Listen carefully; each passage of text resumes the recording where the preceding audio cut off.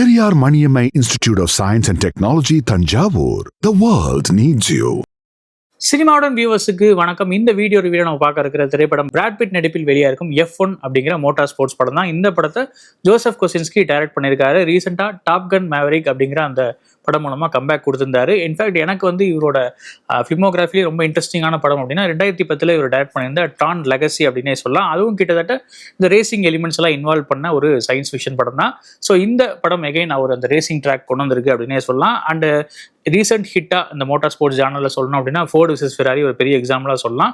அதுலேயே ஒரு மிகப்பெரிய டெக்னாலஜிக்கல் அட்வான்ஸ்மெண்ட் அந்த மாதிரியான விஷயங்கள்லாம் புல் ஆஃப் பண்ணியிருப்பாங்க.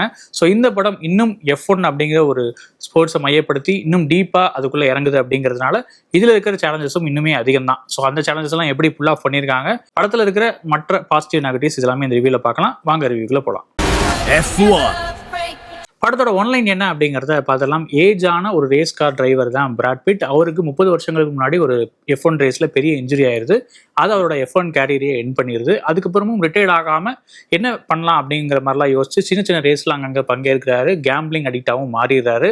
அங்கங்கே கிடைக்கிற ரேஸை ஓட்டிட்டு இருக்காரு. அதில் ஒரு ரேஸ் அவர் வந்து ஜெயிக்கிறார். 24 hours at Daytona அப்படிங்கிற மாதிரியான ஒரு ரேஸில் அவர் வின் பண்ணுறாரு. அதை பார்த்துட்டு அவரோட ஃபார்மர் டீம்மேட் வந்து ரூபன் அப்படிங்கிறவர் வந்து அவருக்கு ஒரு ஆஃபர் கொடுக்குறாரு. திரும்ப நீ வந்து F1 ஓட்டு, என்னோட டீமுக்காக நீ வந்து ஒரு சீனியர் டிரைவராக வந்து கலந்துக்கோ அப்படிங்கிற மாதிரி ஒரு ஆஃபர் பண்ணுறாரு. அந்த ஆஃபரையும் பிராட் பிட் எடுத்துக்கிறாரு. பிராட் பிட் அந்த டீமுக்குள்ள வந்ததுக்கு அப்புறம் அந்த டீம்ல நடந்த மாற்றங்கள்லாம் என்ன, அண்ட் அதுல இருக்கிற ஆல்ரெடி ஒரு யங் பர்சன் வந்து ஒரு ரூக்கி வந்து டிரைவரா அங்க இருக்காரு. ஸோ அவருக்கும் பிராட் பிட்டுக்கும் இருக்கிற கெமிஸ்ட்ரி எப்படியெல்லாம் இருந்தது, அவங்களுக்குள்ள நடந்த அந்த போட்டி பொறாமைகள்லாம் எந்த மாதிரி ஒரு ரிசல்ட்டை இம்பாக்ட் அந்த டீமுக்கு கொண்டு வந்தது, கடைசியில இந்த டீம் கப்பை ஜெயிச்சாங்களா இல்லையா F1ல அப்படின்னு சொல்ற படம் தான் இந்த F1. படத்துல நடிகர்களோட பங்களிப்புலாம் எப்படி இருந்துச்சு அப்படிங்கிறத பார்த்தலாம். சன்னி ஹேஸ் அப்படிங்கிற கேரக்டர்ல பிராட் பிட் ரியல் லைஃப் இன்ஸ்பிரேஷன்ஸ்ல தான் இவரோட கேரக்டரும் எழுதப்பட்டிருக்கு. மார்டின் டோனலி அப்படிங்கிற ஒரு ரேசரும் இதே மாதிரி ஒரு ஆக்சிடென்ட்ல தன்னோட F1 கேரியரை என் பண்ணாரு. அவரோட கேரக்டரோட பாதிப்பு இந்த இதுலயும் இருக்கு அப்படிங்கிற மாதிரி சொல்லியிருந்தாங்க. ஸோ பிராட் பிட்டோட பெர்ஃபார்மன்ஸ் எப்படி இருந்துச்சு அப்படின்னா, அந்த சீனியருக்கு உண்டான அந்த திமிரு, எக்ஸ்பீரியன்ஸ் கற்றுத்தர பாடம் இது எல்லாத்தையும் டேபிளுக்கு கொண்டு வராரு. அவரோட ஆட்டிடியூட், அவரோட டைலாக் டெலிவரி, அவருக்கு எழுதப்பட்ட டைலாக்ஸ், அதை பிராட் பிட் கன்வே பண்ண விதம், இது எல்லாமே இந்த படத்தை ஒரு என்டர்டெய்னிங்கா மாத்திருக்கு அப்படின்னு சொல்லலாம். ஒரு நார்மலான சீன் கூட அதுல பிராட் பிட்டோட பிரசன்ஸ் இருக்கு அப்படின்னா இன்னுமே எலிவேட் ஆயிருக்கு அப்படின்னே சொல்லலாம். அவருக்கு எழுதப்பட்ட டைலாகும் நேர்த்தியா எழுதப்பட்டிருக்கு. அந்த கேரக்டரை புரிஞ்சுக்கிட்டு எழுதியிருக்காங்க அப்படின்னு சொல்லலாம். நிச்சயமா பிராட் பிட்டுக்கு இது ஒரு மைல்ஸ்டோன் பெர்ஃபார்மன்ஸ். ரூக்கி டிரைவரா டாம்சன் இட்ரிஸ் அந்த அனுபவமின்மையை நிறைய காட்சிகள்ல தன்னோட நடிப்பு மூலமா வெளிப்படுத்துறாரு. மீடியா, புகழ் அண்ட் பணம் இதெல்லாம் தேடி அலையிற அவரோட அந்த ஷார்ட் டேர்ம் இன்டென்ஷன்ஸ் இந்த படத்துல அந்த கேரக்டர்ல சிறப்பாகவே வெளிப்படுத்தியிருக்காரு.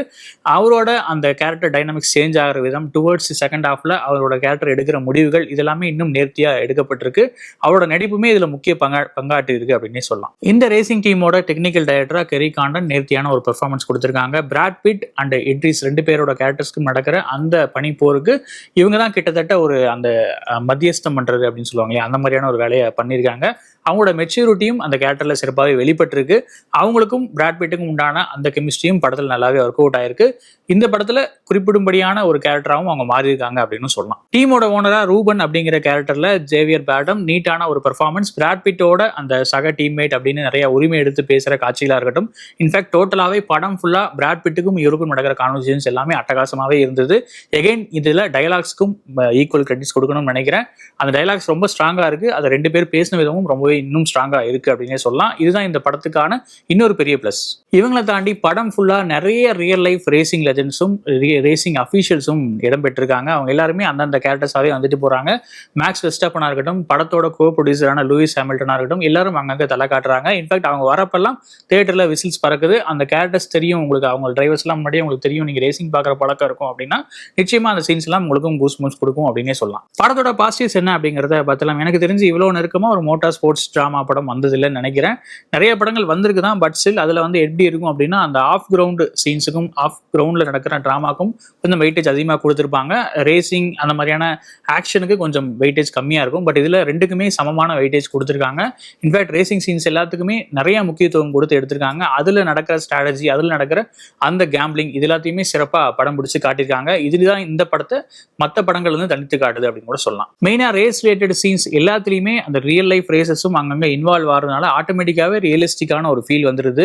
அந்த ஆக்சிடென்ட்டும் ரியலா ஃபீல் ஆகுது, அந்த பெயினும் ரியலா ஃபீல் ஆகுது. எல்லாமே டோட்டலாகவே அந்த ரேஸ் நம்ம லைவ்ல ஒரு ரேஸ் பார்க்குற ஃபீலை தேட்டரில் கொண்டு வந்திருக்காங்க அப்படின்னு கூட சொல்லலாம். அண்ட் அஃப்கோர்ஸ் ஒரு டீமுக்குள்ள நடக்கிற சீனியர் விசஸ் ரூக்கி அப்படிங்கிற கான்செப்ட் தான் இந்த படமே. பட் ஸ்டார்டிங்ல எடுத்தோன்னு அந்த கான்ஃபிளிக்ட்டுக்குள்ள போகாம அங்கங்க நல்ல ஒரு ஃபவுண்டேஷனும் பில்ட் பண்ணிடுறாங்க. அண்ட் இதுல ஹைலைட்டா இன்னொரு விஷயம் சொல்லணும் அப்படின்னா, ரெண்டு கேரக்டர்ஸ்க்கும் இடையில இருக்கிற அந்த டைனாமிக்ஸ் மாறுற விதம் அப்படிங்கிறது ரொம்ப ஸ்ட்ராங்கான எழுத்து மூலமா இங்கே வெளிப்படுத்தியிருக்காங்க. அந்த ரெண்டு கேரக்டர்ஸ்க்குள்ள அந்த எக்ஸ்சேஞ்சஸ், அவங்களுக்குள்ள இருக்கிற அந்த எண்ணங்கள், எண்ண ஓட்டங்கள் மாறுறது, இது எல்லாத்தையும் துல்லியமா நம்மளாலே உணர முடியுது. அது இந்த படத்துல இன்னொரு பாசிட்டிவ். அண்ட் அகைன் பிராட் பிட்டோட கேரக்டர் எழுதப்பட்ட விதமும் அவரோட அந்த வைப் இந்த டீமுக்குள்ள கொடுக்குற அந்த பாசிட்டிவ் இம்பாக்டும் திரையில நம்மளால சிறப்பாகவே உணர முடியுது. இது எதுவுமே புதுசு இல்லை. அதாவது இந்த சீனியர் ரைவல்ரி அதுவுமே சரி, இந்த மாதிரியான தனித்துவமான கேரக்டரிசமும் சரி, இதெல்லாமே வந்து இந்த ஸ்போர்ட்ஸ் ட்ராமால எதுவுமே புதுசு இல்லை தான். பட் ஸ்டில் அது எல்லாமே சரியா இருக்கு அப்படிங்கிறதே ஒரு பெரிய அட்வான்டேஜ் தான். அண்ட் டெக்னிக்கல் வைஸ் சொல்லவே வேண்டாம். கிளாடியோ மிராண்டாவோட சினிமோட்டோகிராஃபியா இருக்கட்டும், ஸ்டீஃபன் மிரோனோட எடிட்டிங்கா இருக்கட்டும், நம்மள அந்த ரேஸ் ட்ராக்குள்ளேயே கொண்டு போய் இருக்க வச்சிருக்காங்க. இன்ஃபேக்ட் ஆடியன்ஸா கூட இல்லை, அந்த ரேஸ் ட்ராக்குள்ள டிரைவராகவே நம்மள அந்த மொமெண்ட்ஸை ஃபீல் பண்ண வச்சிருக்காங்க. இன்ஃபேக்ட் முன்னாடி சொன்ன மாதிரி ஒரு லைவ் எக்ஸ்பீரியன்ஸ்ல ரேஸை நம்மளே பங்கேற்று பார்த்தா எப்படி இருக்கும், அந்த மாதிரியான ஒரு வைப்பை இந்த படம் கொடுக்குது. அதுக்கு இந்த டெக்னிக்கல் டீமுக்கு ரியல் சல்யூட். அண்ட் இதை தாண்டி இந்த டெக்னிக்கல் ப்ராசஸை தாண்டி இதுக்கு ஒரு எமோஷனல் ஆங்கிளும் கொண்டு வரணும் இல்லையா? எமோஷனலாக நம்ம ஃபீல் பண்ணணும். இன்ஃபேக்ட் பிராட் பிட்டோட அந்த கேரக்டர் வந்து லாஸ்ட் கிளைமேக்ஸ் ஷாட்டில் அந்த ட்ராக் ஃபுல்லாகவே ஓட்டிட்டு போவார். அதை அவரோட பெர்ஸ்பெக்டிவ்லேருந்து காமிச்சிருப்பாங்க. அதெல்லாமே நமக்கு எமோஷனலாக கனெக்ட் ஆகணும்னா இன்னொரு விஷயமும் தேவைப்படுது. அந்த விஷயத்த பண்ணியிருக்காரு ஹான்ஸ் ஜிம்மர். அவரோட பேக்ரவுண்ட் ஸ்கோர் இந்த படத்தை வேற லெவலில் எலிவேட் பண்ணியிருக்கு. சின்ன சின்ன எமோஷனல் மூமெண்ட்ஸுக்கு அவர் கொடுத்துருக்கிற அந்த பேக்ரவுண்ட் அண்ட் முன்னாடியே சொன்ன மாதிரி அந்த லாஸ்ட் ரேஸ்ல பிராட் பிட்டோட அந்த டோட்டல் சர்க்கியூட்டையும் ஒரு படமாக்குறப்போ அதுல வர அந்த பிஜிஎம், இது எல்லாமே படத்தை இன்னுமே ஒரு நெக்ஸ்ட் லெவல் அப்படியே கொண்டு போயிருக்கு அப்படின்னே சொல்லலாம். ஒரு மறக்க முடியாத சினிமாட்டிக் எக்ஸ்பீரியன்ஸா இந்த படம் மாறுறதுக்கு டெக்னிக்கல் டீமும் ஹான்ஸ் ஜிம்மரும் முக்கியமான ரீசன்ஸ். படத்துல இதெல்லாம் பெட்டரா இருந்திருக்கலாம் அப்படிங்கிறத பார்த்தலாம். நிறையவே சினிமாட்டிக் லிபர்ட்டிஸ் அங்கங்க எடுத்திருக்காங்க. அதுவும் பிராட் பிட் வந்து ஆன் ரேஸ் ட்ராக்ல பண்ற ஸ்ட்ராட்டஜிஸும் சரி, அவர் எடுக்கிற முடிவுகளும் சரி, அந்த அளவு சாத்தியமா அப்படிங்கிற ஒரு கேள்வியும் நம்மளை கேட்க வைக்குது.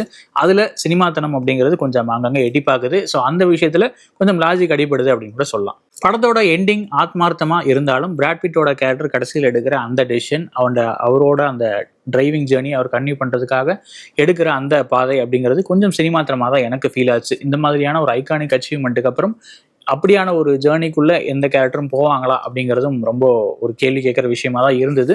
ரொம்ப ஃபிலாசபிக்கலாக அந்த இடத்துல போயிட்ட மாதிரி இருக்கு. அந்த இடத்துல கொஞ்சம் ரியலிஸ்டிக் டச்சும் மிஸ் ஆகிற ஃபீல். அண்ட் யூஸ்வலாகவே ஸ்போர்ட்ஸ் ட்ராமா படங்களில் சில கிளீஷேஸ் இருக்கும். போட்டி பொறாமை இருக்கும், பிட்ரேல் இருக்கும். அது இந்த படத்துலையும் கன்னியூ ஆகுது.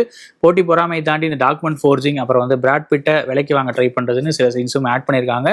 இந்த ஆங்கிள்லாம் இந்த படத்துக்கு தேவையில்லையோ அப்படின்னு ஃபீல் ஆச்சு. நிறைய கிளீஷேஸை இந்த படம் ஆரம்பத்துலேருந்து பிரேக் பண்ணிட்டு வந்துட்டு இருக்கு. அப்படிங்கிறப்போ இந்த மாதிரியான விஷயங்களையும் தவிர்த்திருக்கலாம். படத்தோட ஓவரால் வேர்டிக்ட் என்ன அப்படின்னா, நிச்சயமா ரியல் லைஃப் மோட்டார் ஸ்போர்ட்ஸ் சினிமானே இந்த படத்துக்கு ஒரு டேக் கொடுத்துடலாம். அந்த அளவுக்கு ஒரு மறக்க முடியாத சினிமாட்டிக் எக்ஸ்பீரியன்ஸை கொடுத்துருக்காங்க. பிக்கெஸ்ட் ஸ்க்ரீனில் பார்க்கறதும் ரெக்கமெண்டேஷனாக முன்வைக்கிறேன். இதனாலே இந்த படத்தை வந்து ஒரு ஃபென்டாஸ்டிக் வாட்ச் அப்படின்னு ரேட் பண்ணுறேன். 2013 வருடம் ரான் ஹோவர்ட் இயக்கிய ரஷ் அப்படிங்கிற ஒரு படம் இந்த மோட்டார் ஸ்போர்ட் ஜானரில் என்னோட ஒன் ஆஃப் த ஃபேவரேட்ஸ். அதுவும் ரியல் லைஃப் இன்சிடென்ட்ஸை பேஸ் பண்ண படம் தான், F1 பேஸ் பண்ண படம் தான். கோஇன்சிடென்ட்லி அந்த படத்துக்கும் ஹான்ஸ் ஜிம்மர் தான் மியூசிக். ஒருவேளை நீங்கள் அந்த படத்தை பார்க்கல அப்படின்னா அந்த படத்தையும் பார்த்துருங்க.